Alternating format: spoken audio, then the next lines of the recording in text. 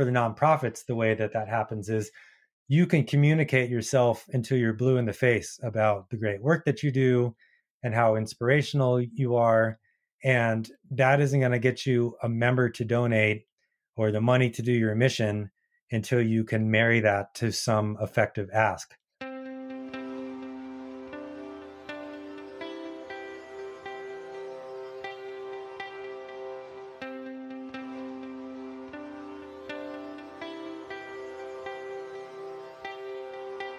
You're listening to Relish This, the Purpose Marketing Podcast. Here's your host, Stu Swineford. Hey everybody, Stu here with another great episode of Relish This. My guest today is Mark Eller, and he is the Memberships, Major Gifts, and Foundations Director at Leave No Trace Center for Outdoor Ethics, which is a Boulder-based nonprofit that does a lot of really great work getting the word out about how we can all be better stewards when we're out in the outdoors. So one of the great things that Mark has is his wealth of experience in communications, copywriting, editing, etc. And he sees a really interesting differentiation between communications and marketing, where marketing things are all transactional and communications are all about kind of building awareness. It was a really cool conversation. I hope you have a good time listening to it. Mark's a great guy, and here we go. Hey, Mark, how are you doing today? Howdy, Stu. I'm doing pretty well. Well, thank you so much for being on the show. I really appreciate you joining me. I'm excited to talk more about what you guys are up to at Leave No Trace and how everything's going, and then have a really fun discussion about hopefully talk about communications and marketing budgets and how nonprofits can kind of differentiate between those things. Great. Yeah, it's a rich topic for sure. Yeah, it sounds like you've been doing a little bit of research, which I thoroughly appreciate. So thank you so much for doing that. Yep. So tell us a bit about your organization and what you guys have been up to and how things are going, coming out of hopefully coming out of this crazy pandemic we've been involved with for the last year. Yeah. It's really been an interesting time for Leave No Trace Center for Outdoor Ethics. So national nonprofit based here in Boulder. And we've been around for a little over 25 years now. Interestingly enough, I think the Leave No Trace Center once shared a building with our friends at the Access Fund, the Climbers Advocacy Group, and with International Mountain Bicycling Association, which is where I worked for 11 years before joining the center. So I've been with Leave No Trace Center for about 5 years now, but did a long stint as communications director for IMBA. And like I said, all three of those Boulder nonprofits share a DNA and used to share an office space together. Was that at Galvanize where you were with IMBA? It was on Broadway. The old office was on Broadway. And until not too long ago, close to the Hill campus area, there was an old IMBA logo still on display you could see from the street. And that I never worked out of that building, but that was the kind of the origin story for those three nonprofits. Oh, that's awesome. I actually worked for a ad agency back in the day called MPH. So this is back in the late 90s. Yep. And they had an office that I think the Nature Conservancy or Access Fund or somebody like that moved into after they kind of wrapped up their operations. That was out kind of off of Folsom. So kind of where Nature Conservancy is now. So yeah, it's funny. I think a lot of nonprofits share common history with an organization that either became a peer organization or went away or evolved into something. One of the funny things about those three, Access Fund, IMBA, and Leave No Trace, all have had some version of a traveling program. Mm-hmm. And Subaru has been a sponsor for Leave No Trace, was a sponsor for IMBA. Access Fund, I believe, is still with Jeep. But they've all had kind of traveling educators. So you just kind of see like this DNA express itself in different ways in different organizations that have maybe some common themes running back in time. Yeah, for sure. And Boulder is just such a a place that it just has so many great nonprofits doing some amazing things in that community. And so, yeah, I mean, it's like can't, throw a rock without hitting a nonprofit in that town, it seems like. Yep.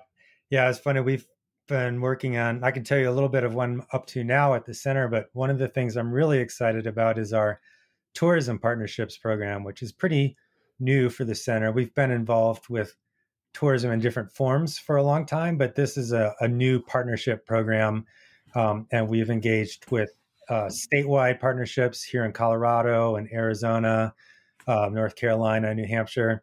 And one of the common things when you meet with these tourism groups is they say, oh, there's so many different environmental nonprofits in our state or our city, and just trying to get them all aligned around one message is a challenge unto itself. And it makes a lot of sense, and it's a good reason for us to be involved in that work. Is Leave No Trace is able to come in and say, well, let's do some work in this area. I get these stakeholders as aligned as possible, which is easier said than done, and kind of get a bunch of different nonprofits who might be in totally different spaces in terms of the recreation types that they deal with or the interests that they have, and see if we can't find the common elements which we all share of wanting to protect natural resources.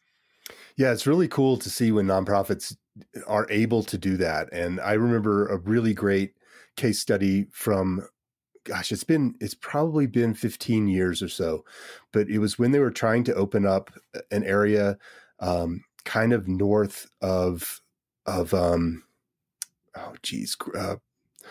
kind of out by Grand Junction. They were gonna open it up for a lot more oil and gas development, and two organizations came together.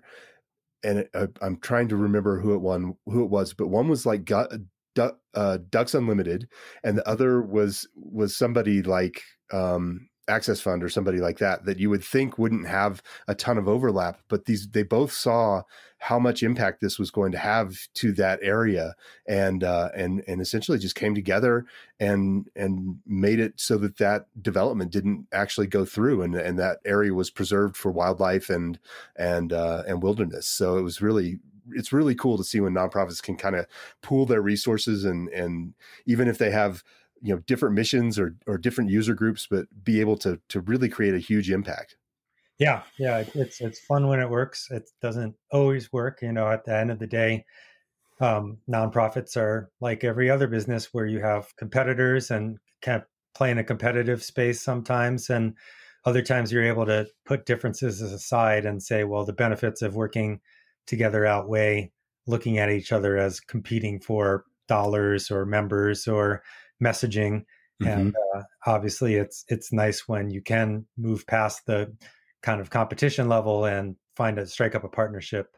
I'll just say real quickly too that just by way of kind of background on me as your guest is that I moved here around the time frame you mentioned in the late 90s to work as an editor at Rock and Ice magazine. Right. I've been an East Coast guy my whole life and had kind of drifted into journalism, and getting a job at one of the climbing magazines was sort of my dream gig. So landed in Boulder and worked for a bunch of different outdoor sports titles as an editor.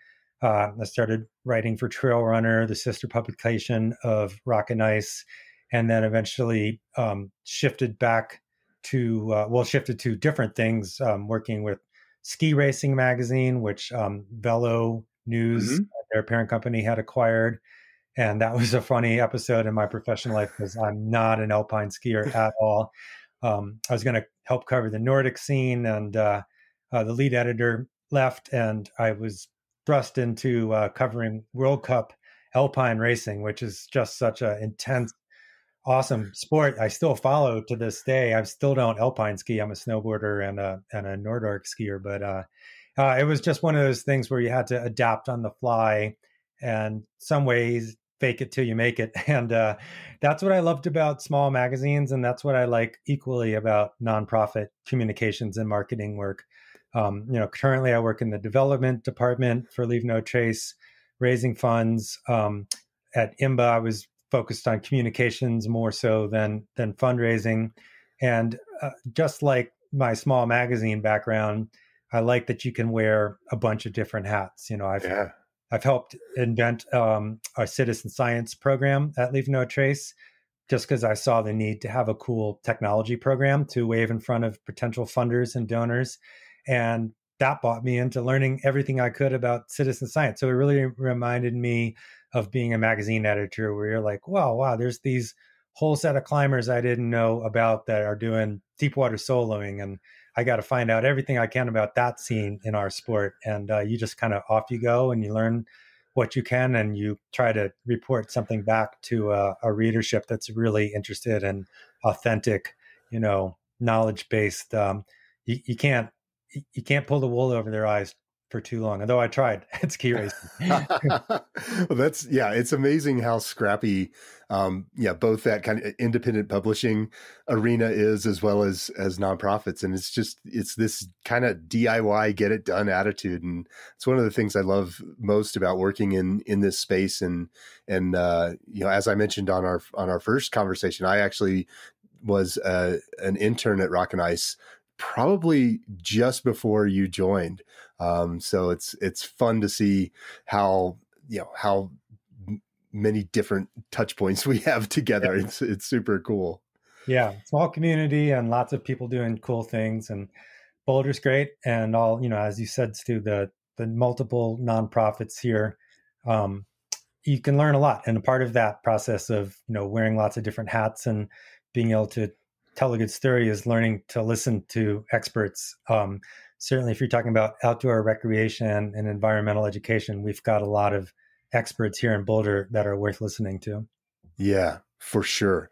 It's a really great place to be able to get a ton of experience and expertise in that realm. So one of the things I'm just intrigued by with Leave No Trace is, all of the impact that has been going on over the past several years. And we see it, most noticeably here in the Front Range of Colorado, but just people are out, going crazy in the woods, which I love seeing people enjoying our open spaces and our natural resources and all of that. But tell us just a bit about your mission there at Leave No Trace and how things are going with that as we see just unprecedented use and of our natural places. Yeah, it definitely has been quite the story. And one of the nice things about the center's approach is that we take a very data-driven approach to what works and what doesn't in terms of messaging and addressing impacts to natural areas. So in that regard, we partner oftentimes with Penn State for large-scale research projects. And we did a nationally representative survey of Americans about their recreation habits. And it was actually multi-phase through the COVID pandemic. So fairly early, we got our first survey out there and then did 2 more phases after that. And one of the big takeaways is that, yes, people initially were canceling international trips and other types of vacations and deciding to buy some backpacks or some paddle boards and make their vacation plans around natural areas that were close to home.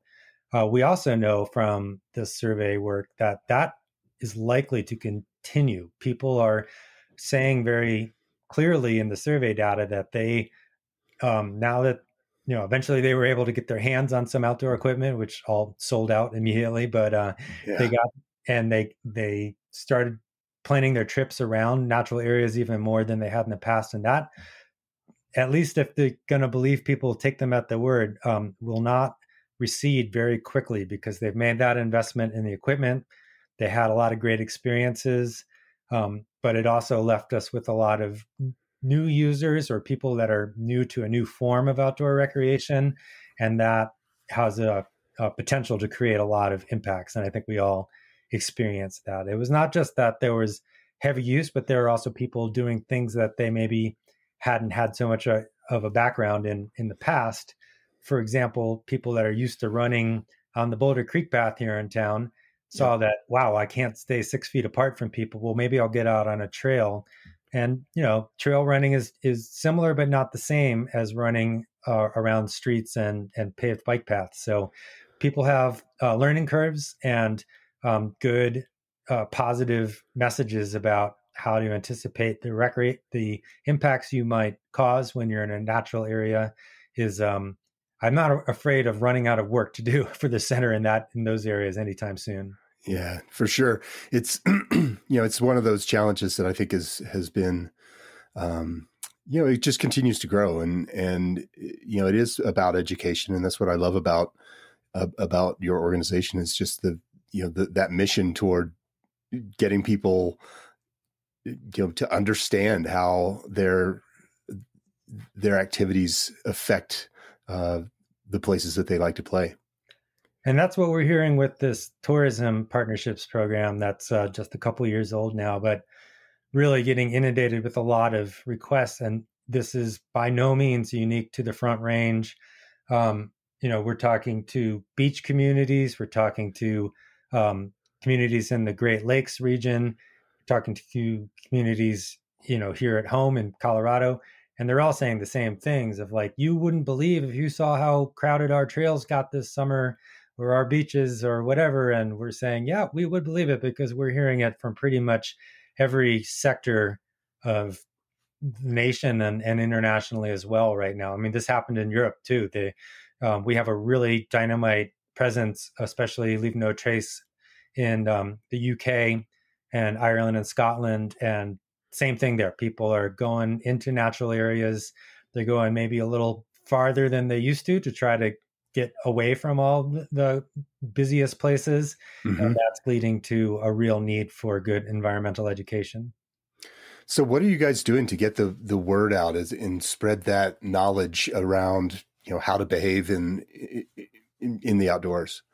Yeah, I mean, so we really focus on the education aspect. There are other, the hashtag Recreate Responsibly movement is a great thing that we've had a hand in shaping, but Recreate Responsibly is a message-based campaign that doesn't offer a ton of education resources behind it right now, whereas we see that as our kind of specialty. You have the good messaging, and we love to work with, a lot of the tourism partners in particular, or the outdoor gear companies we work with, have great marketing in-house and can devise a fantastic looking campaign. But when it comes to what are you going to do to train, say, rangers and state parks across the state of New Hampshire and how to share low impact practices, that's where that depth of educational knowledge comes in. Mm-hmm. Sender has a long tradition there. And so it's, it's, like I said, it's great to work with marketers that come up with good looking campaigns and smart sounding taglines, but taglines and imagery only gets you so far when you're trying to change people's behaviors in the outdoors. And then you have to say, well, what could we offer them in terms of trainings, and how are we going to assess all of our environmental messaging and see how well or how not well aligned it is. And that's where I think the center is where it can really shine. Yeah, it seems like there's an opportunity there to incentivize people through some kind of accreditation or things like that, that people just kind of like to, they like to have a patch to put on their pack or their vest or whatever. Absolutely. And I'm sure you guys are doing some of that type of work, right? Yeah, those things. I mean, we customize with all these partners, corporate. We have community partners, which are usually smaller sized organizations. We have this new category of tourism, lots of others. Like most nonprofits, we probably have too many categories of that we work with for the membership side of things. But, with all of them, we try to assess their particular needs and tweak the messaging so that it fits their audience the best. One size fits all messaging has its limitations, and then when you can customize it to an audience, it gets better results, and you can measure those things. It's a real challenge. Another thing that is probably familiar territory to a lot of nonprofit pros who might be listening is metrics. How do you measure success? Right. And in our case, particularly with Leave No Trace, I think the essence of it is, how do you measure the impacts that didn't happen because you were successful in educating people, right? Right. You're trying to measure the absence of bad things. And if you're doing a fantastic job with educating people, but the volume of visitation goes up by 400%, Right. you still may have more impacts than you had the previous year. So you've got to tease out some pretty sophisticated techniques. One thing that Ben Lawhan, our education director, has become a real expert in the field of what they call human dynamics when it comes to resource management is paired observation studies where you survey people about their beliefs about leave no trace or other environmental things, but you also observe that same person who filled out a survey or answers some questions at the trailhead, and then you watch their behaviors and you pair what the survey self-reporting sort of said with what you observe them doing. And people may not even be aware that those things don't match up. Their behavior didn't match up with their self-reported understanding of leave no trace principles. So, then we can help the land manager or friends of group or whoever we're working with to say, like, even though these people think they're doing a great job with pet waste, Right. what that means to them is not necessarily what we want or what you want to limit resources. So let's dive deeper and see how we can figure out where the misunderstandings are happening and help people do better.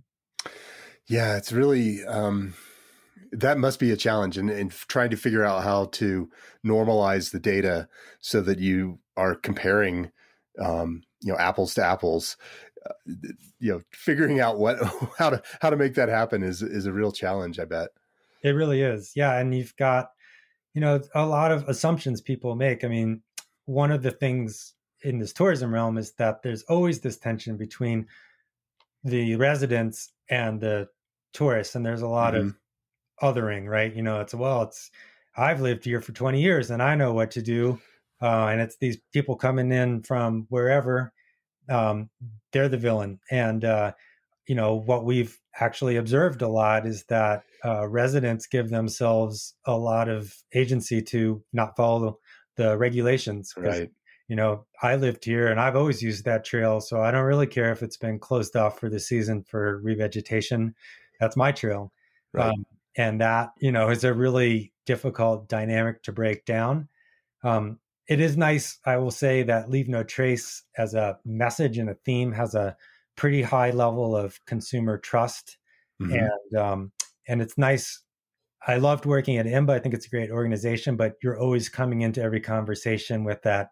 Are you pro bike or are you anti bike? And you're got the single user lens that people look at you through, like, well, I don't like the mountain bike people, so I don't really care what you have to say.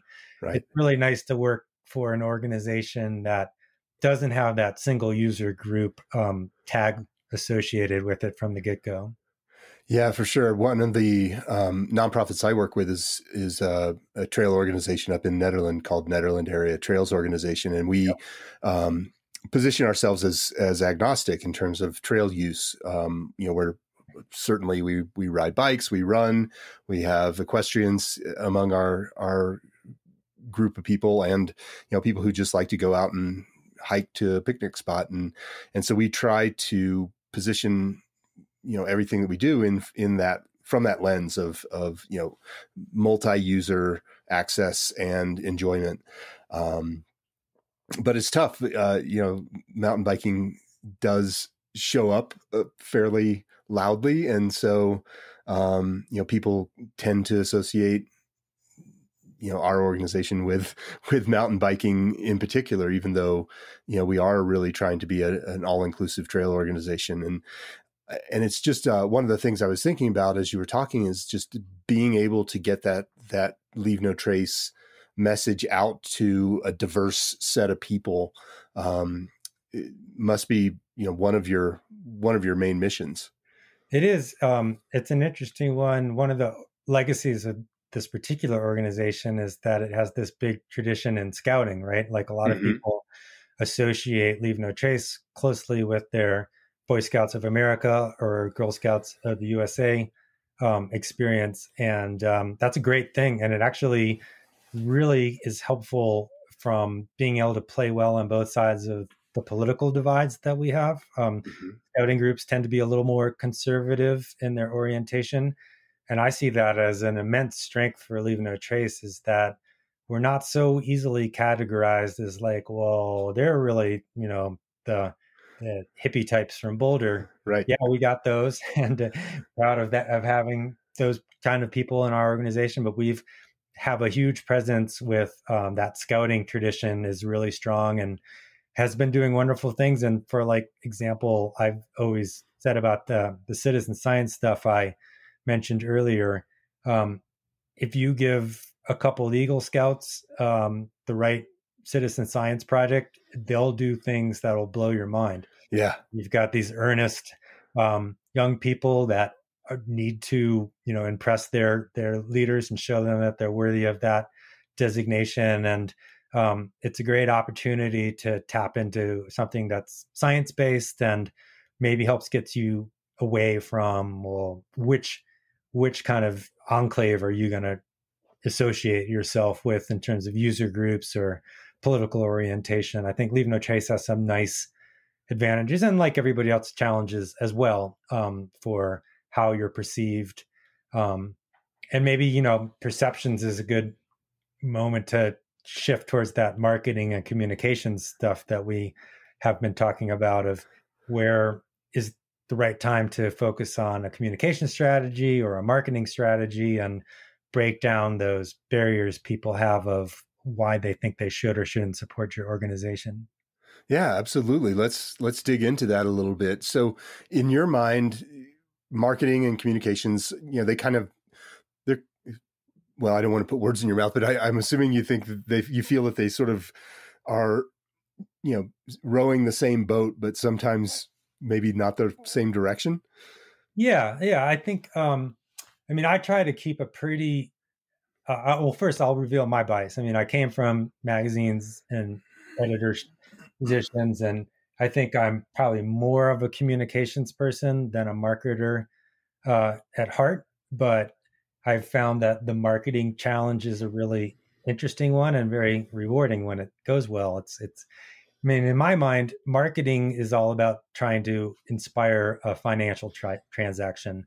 Mm-hmm. Sometimes beyond financial, sometimes it's coming to join a trail work event or participate in a program. But often, the crux of marketing and the way you're evaluated in that space is how many dollars did you raise? And I think that's a totally fair and necessary part of nonprofit work, no money, no mission.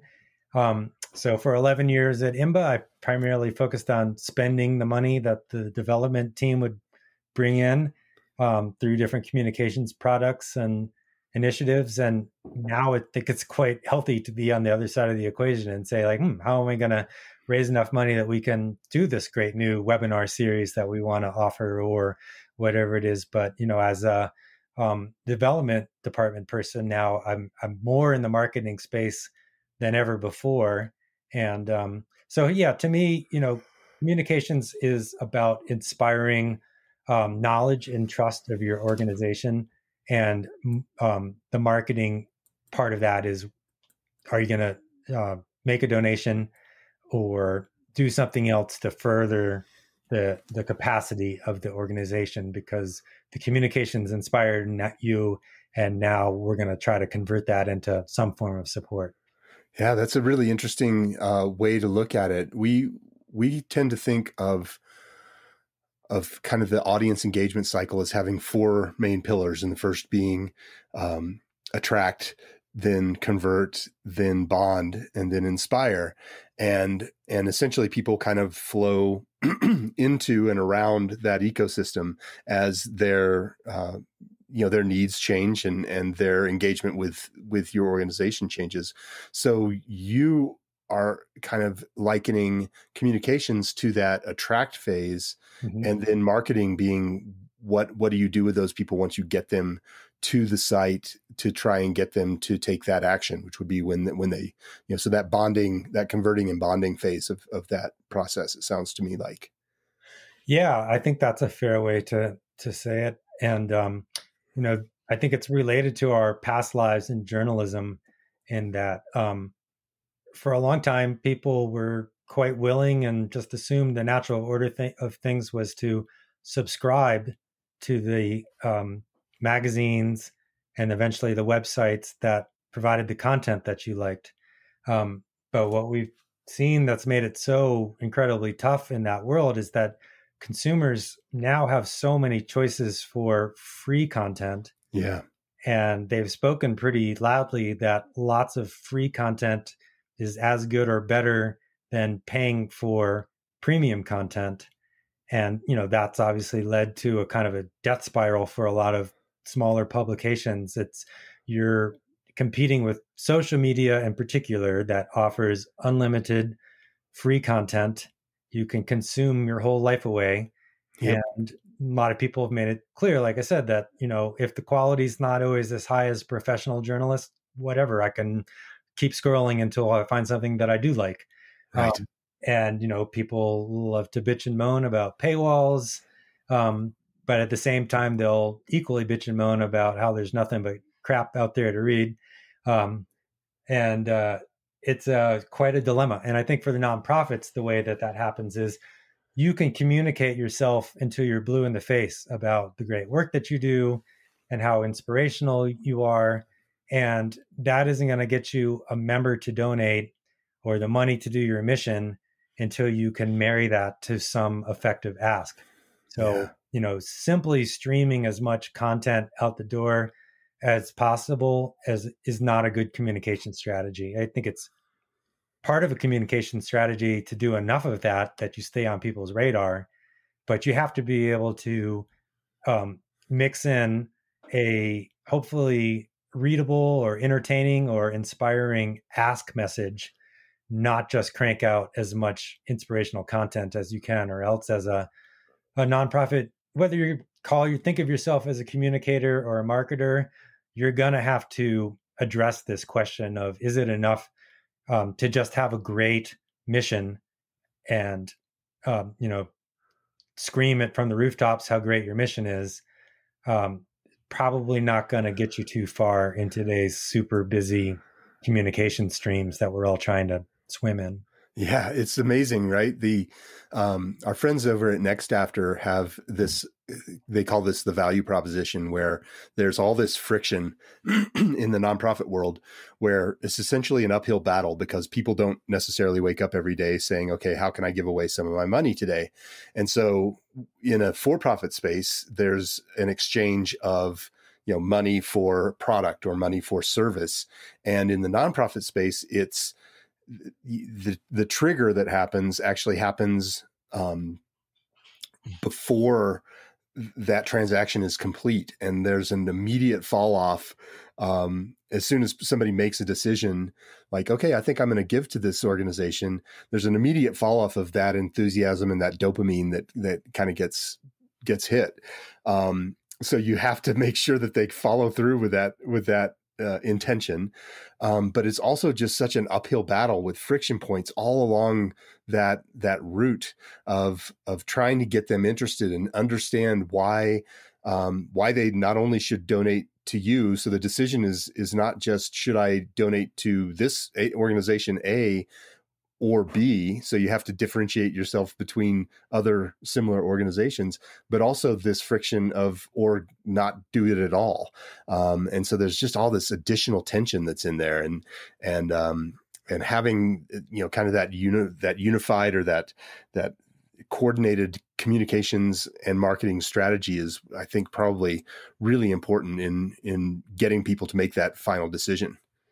Yeah, absolutely. I mean, I've always thought that for-profit companies should really take a hard look at an application they get from any applicant with a nonprofit background, because you're essentially trying to sell a product that is nothing more than an idea and a feeling of belonging, right? And, if you can do that and succeed in getting people to consistently donate, you've really pulled off something impressive, I think, because, we all as nonprofits pride ourselves on our mission and our program efficiency. And, the center has top rating, 4-star rating from Charity Navigator and other nonprofit but that's not going to get somebody to donate either, right? You can say, 90 cents of every dollar goes towards programs, and that's all great, but you're still trying to get somebody to write a check for $100 or a couple $100 or $1,000 based on mostly a feeling of, I like these guys and gals. I like the work that they do, and I like the way they do it. And I just need to contribute to this cause. And that is quite the challenge. I mean, some organizations really focus on a great suite of member benefits, which can be a really good thing. For a while, IMBA had, when I was there, they had Bikes Fly Free. Right. I remember that. Right. And that was, for a lot of people, that was like, that's pretty much why I'm a member. And I like everything you guys do, but Bikes Fly Free, you can't beat that. And well, that went away. Was hard to replace. It's a little bit of a treadmill to get on with the member benefits package. I think it's always got to be there. It's an important part of marketing your organization. But if you're trying to sell a membership to a nonprofit purely based on getting the backpack, I think you're always going to be on this treadmill of, well, how can we get a better benefit than last year? Or now we can't get this one again. And are we going to lose half our members because that voucher went away? It can be a fraught path to go down. Yeah, I think you said it really well with the idea that if somebody can market and communicate that story, and in the nonprofit space, well, actually in any industry, we really recommend trying to position your organization or your business as the guide in that process, and figuring out how to do that as a nonprofit it's a little bit of a challenge to get the organization positioned to make the donor or the volunteer the hero. And it's a little twist on that communication that just needs to happen so that people can get excited and decide, yeah, I'm going to give to Leave No Trace versus, another organization that does similar things, or like I said, not give it all. Yeah. Yeah. And, you've got marketing is such a multi-layered beast these days, but you've got the world of content marketing, which is probably something that you and I as editors feel at home in, but then, tracking ads and all the subtle tricks of the trade that go along with Google Analytics and tracking social ads and demographic profiles. And, you have to be an effective marketer. You have to at least, I think, have a working knowledge in all those different areas to be effective in nonprofits, just like you would in a for-profit company. If you're not paying attention to the way those things have evolved, then you're probably not being the best marketer for your nonprofit that you could be. Yeah, and it's a real challenge because everything changes just, on a dime sometimes. I know there's some new Google algorithm changes coming up that I think are going to make some people's heads hurt here in the not too distant future. Yeah. And new platforms, why aren't we all on TikTok? I can't tell you.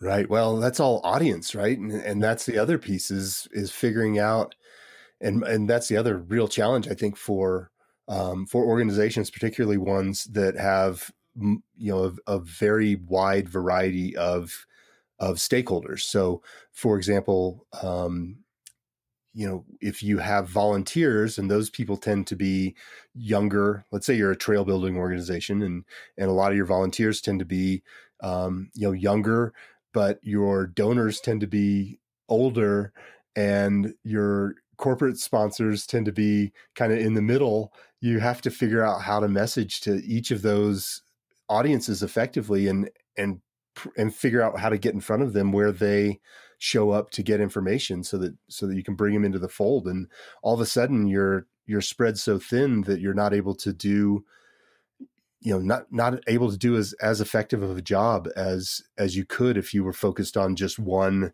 user group that you could wrap your arms around where they go to get information and where they show up. Yeah. I mean, a couple of thoughts. One of the, as I mentioned, one of the nice legacies of Leave No Trace Center is that it's a data-driven approach that's sort of built into the organization. that is also true. I try to make it true. I think we all do, of the way that we market and communicate. And so not making assumptions about your demographics is really key. For example, the kind of old saw is that your Facebook audience is your oldest slice of your demographic. Yep. But for the center, Facebook, our strongest demographics are the 18 to 25 and the 26 to 38, whatever the breakdowns are. Right. They're actually the biggest following in Facebook is the youngest demographics that are tracked, other than the tween age people. But right. That, I think is a really good example of, like, when somebody tells me, well, don't put that on Facebook because they're all the old people. And I'm like, well, actually, look here. Look, this is the biggest reach that we have for 18 to 25 is actually our Facebook following. So don't fall prey to making assumptions. Be data driven in your approach as much as you can. And I'm an English major, so these are painful words for me to say.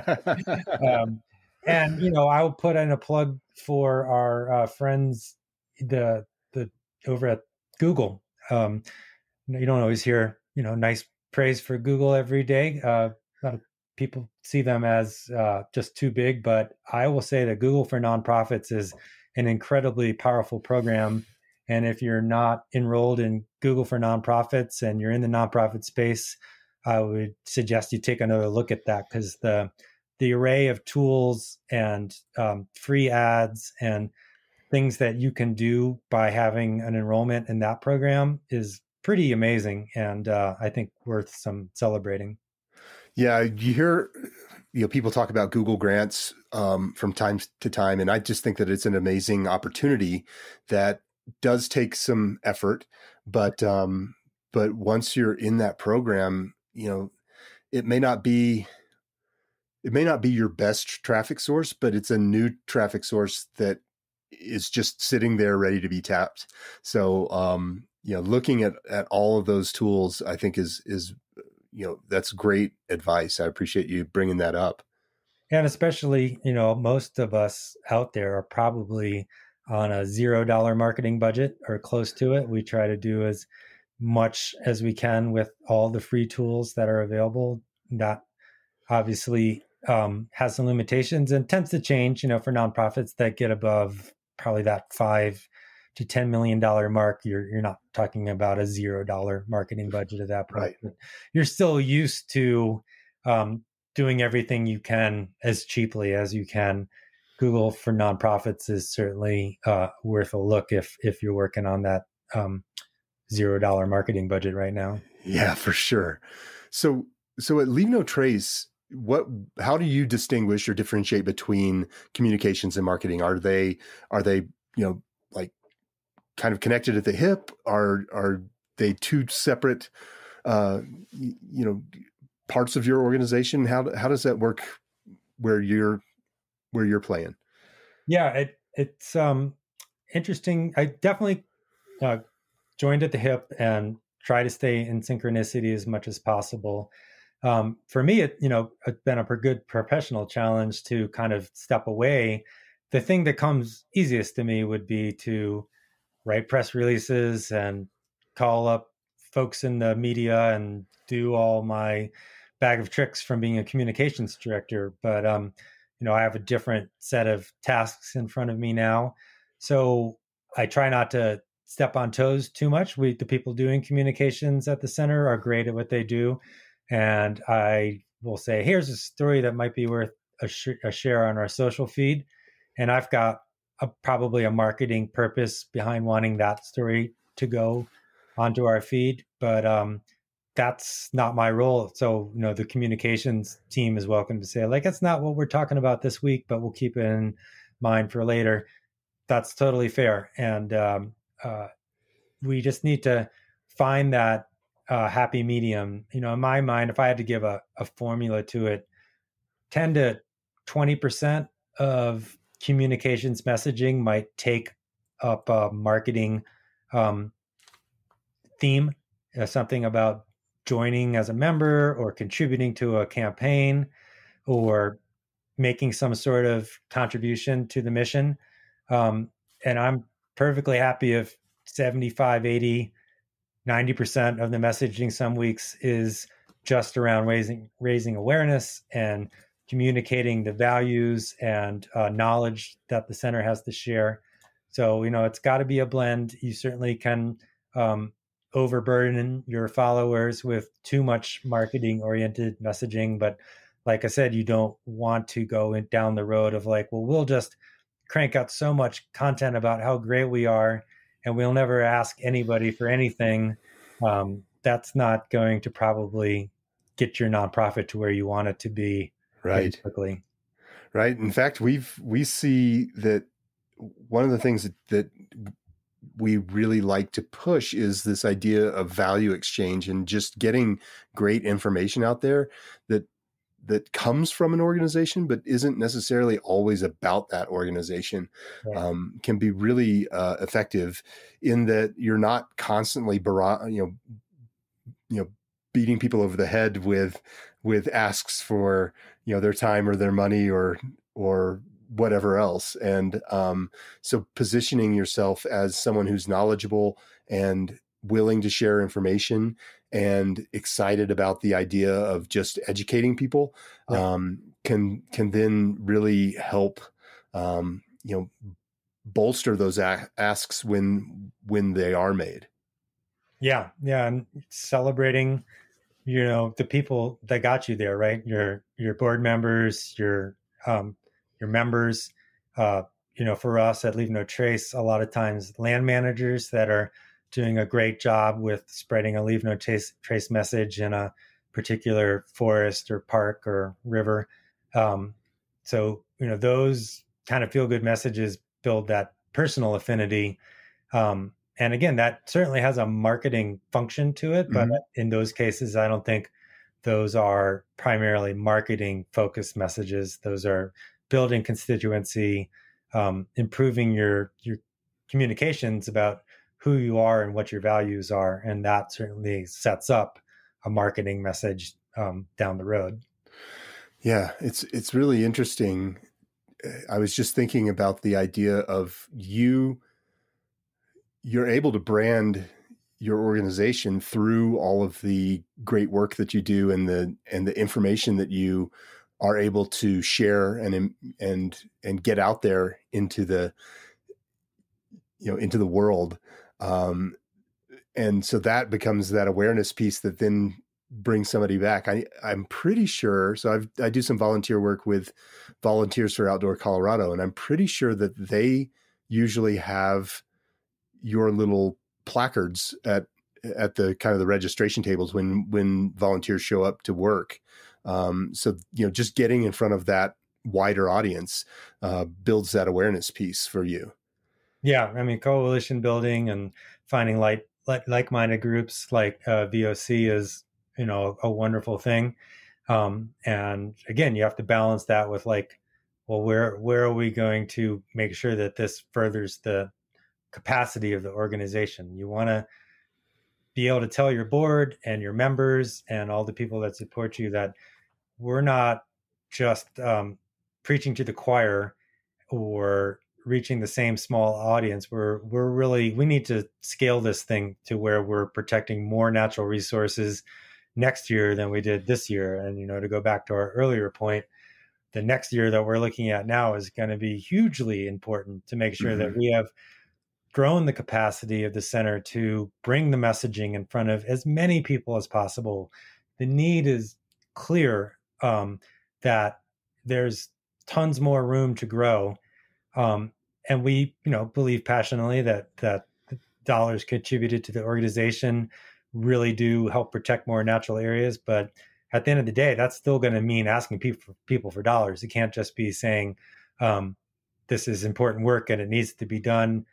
And, one of the things we didn't touch on, but there's this interesting balance between positive and negative messaging, right? There's a real role.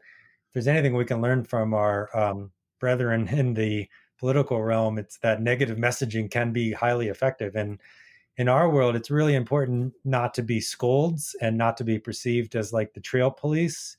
But at the same time, people can be extremely motivated by a message that says, these areas are in trouble and it's because of bad behaviors that we need to change. That can be a motivating message for people. And that's not wrong, or that's not fear mongering. That's letting people know that, there are bad behaviors out there. And they're not necessarily being conducted by people who are bad people. Mm-hmm. Their impacts that they're causing are harmful to wildlife, harmful to natural places that we treasure. And, we believe education is the best, cheapest, most effective way to get people to change those behaviors. But, there is a necessary use of like the more, it's not all happy-go-lucky messaging all the time, I would say. Yeah, I was actually just reading a book earlier today that was talking about coaching and how some of the most effective coaches, and this was coming at it from a perspective of sports, but some of the most effective coaches have a real solid balance between praise and criticism. And when you can find that balance and create that that synergy, that people understand that there are opportunities to do better, but that what they're doing is also good. That tends to be where a lot of that progress gets made. For sure. I mean, it's like educators too, right? Like you look back on, your teachers that meant the most to you. They probably wasn't going to be the pushover that called every Friday free study hall. And it was that teacher that got something out of you that you didn't know you had. And that probably meant some, honestly harsh evaluation of your work as a student at some point. Right. So like Right. The nonprofit has a need, I think, to find out, well, where can we push people a little bit in a way that they're going to appreciate, of like, come on, we can do better. Right. You can help somebody do better. You can show some tough love. And again, it's a real danger in this field to be perceived as scoldy or holier than thou. I think we've all made our mistakes in those ways at times in the past, but there is something really to be said for like when somebody looks and says, yeah, I appreciate that they were willing to shine a bright light on something that needed to have it exposed. Yeah, and that's where testing comes in and plays such a huge part. And you usually hear that mostly in the realm of marketing, but certainly you can test messaging, you can test communications and see what's creating the effect that you are hoping to achieve. Simply by pumping the brakes a little bit when we tend to get a little too excited about a particularly, bad event that's going on, and leveraging that passion and that idea, but testing that message before we necessarily go out and do something that's going to turn, some large percentage of our audience away. Yeah. We had quite a go round last year, maybe 2 years ago now, but there was a really vocal voice in social media that was basically saying, leave no trace is too namby-pamby. And I'm going to take it on myself to call people out in the harshest possible terms for their bad behaviors. And, it got a lot of attention. It's easy to get attention that way. Mm-hmm. But then if you look at it and you say, well, what was the outcome of that? How many people really changed their behaviors in positive ways because they were getting just trashed? And that has its drawbacks. Like, I won't say that there's never an occasion to harshly call people out. But it's just an interesting, since we're talking communications and marketing, I think it's an interesting tension that sometimes a really heartfelt, honest, and somewhat negative message can have as much of an impact as something that's very positively worded and happy in tone. Yeah, I agree. I think there are plenty of examples of both sides of that, where you have people who are just so overly, harsh about everything that can turn an audience off. But then if you are, just constantly praising and not pointing out the fact that there are actual problems out there, then people start to wonder why you're in business or Exactly. or what it is you're doing. Yeah, exactly. I mean, I do a fair amount of grant writing for the center, and not the most enthralling writing that I've ever done in my life, but again, really satisfying when it works and somebody feels you're worth, creating a grant opportunity for an organization. And you start a grant with the problems, right? You don't say like, oh, everything's great and we educate people and then it's greater. Right. Set up, there's a real need for you to donate $50,000 or $100,000 or $10,000 because here's the problem, here's how we're going to solve it, here's the timeline that we'll be working on, and these are the outcomes that we anticipate. And if you do a good job with that, it started because you stated the problem to begin with. Yeah, absolutely. I mean, if you think about a movie, particularly an action movie, there are lots of ups and downs during the course of a good, well-crafted film. You don't just have one inciting event that gets overcome and then the movie's over. That would be pretty boring. The hero tends to go through all of these crazy, parts of the story where it looks like they've gotten to the other side, and then there's another challenge, and it's that kind of overcoming and that process of painting that picture for people that really creates a compelling reason for them to engage with any organization. Yeah, and I'd go back to where this is where, in my mind, marketing and communications for a nonprofit is really closer to for-profit work than people realize. Like if you're selling house paint, you need to convince the consumer that, you might be happy with the color of your house right now, but our colors are nicer. And by the way, we're more durable. And there's a sale coming up where you can get a bunch of our paints and you're going to have this great looking new house. And your old paint, truthfully, really isn't all that great. So, you need to start with, you got something and you could get something even better. And we can provide it for you. And a lot of that is really similar. I think, people know that there are problems in places, things like outdoor spaces. They're not sure what the right solution is. And, for one person, if you're super focused on trail access for hiking, American Hiking Society might be the place where you want to go. That's, you're all in on that activity, and all of their imagery and messaging looks like this is the home for me. So they have succeeded in finding their consumer. They've got the right content and feeling of belongingness for that consumer. And that's the space that we're playing in. So we do, have somewhat competitive relationships with our other environmental nonprofits out there, but we also have great opportunities for collaboration and partnership work. And those two things aren't exclusive. We might convince somebody that they want a Leave No Trace membership and an AHS membership or whatever else they want to do. But we are marketing to them and we are communicating with them. And, that is just part of what we're doing. It doesn't really work to pretend otherwise. Right. Well, I love it. I think that it's just such an interesting topic of conversation in terms of trying to, create an understanding around when you should be,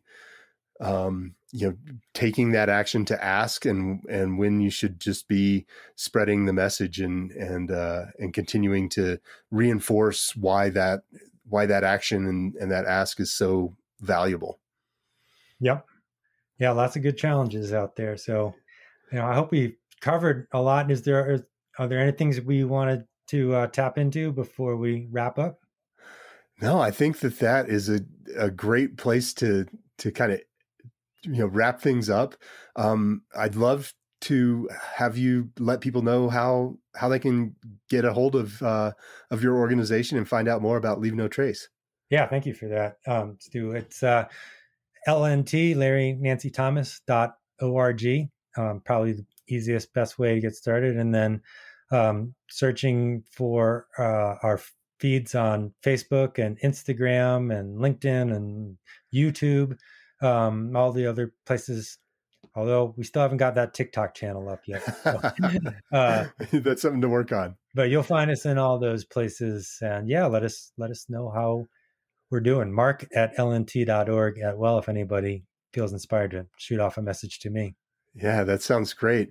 I love having these conversations. I love talking about how we can all make a difference in the world and how nonprofits can do a better job of getting their message out and getting people to take action. And so that leads me to my final question for you. And it's really can be anything, but if you were to ask people to take an action after listening to the show today, what action would you ask them to take? I think it's probably the best starting place is to ask yourself, what could I do better the next time I go to a natural area?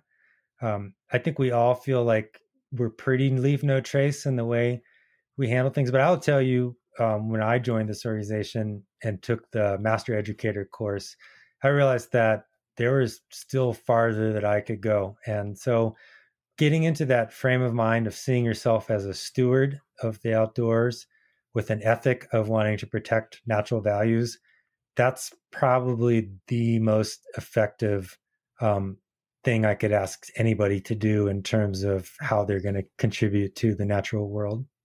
I love it. I really appreciate that. I think that we can all do our part to make sure that we're leaving no trace when we go out into our wild spaces, and whether that's making sure that we go through that puddle that is in the middle of the trail instead of going around it, or picking up some of those dog poop bags that are becoming more and more frequent out there. But just making sure that we're aware of what we're doing, because we all have an impact. And I love that approach. I really appreciate you being on the show today. Yeah, thanks for having me. It's a fun conversation, and looking forward to hearing from anybody out there that wants to carry on the conversation. I love it. Thanks, Mark. Have a really great evening. You too.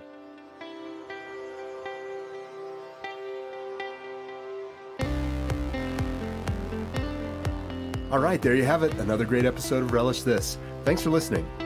If you would like to learn more about how to apply the audience engagement cycle to expand your organization's mission, there are two things you can do. Right now, you can go to missionuncomfortablebook.com to download a copy of my book. And while you're there, you can get your purpose-driven marketing score to see where you can unearth some gold for your organization. If you'd like to listen to back episodes of the show or sign up to be a guest, go to relishstudio.com/podcast. That's it for this week. I'll be back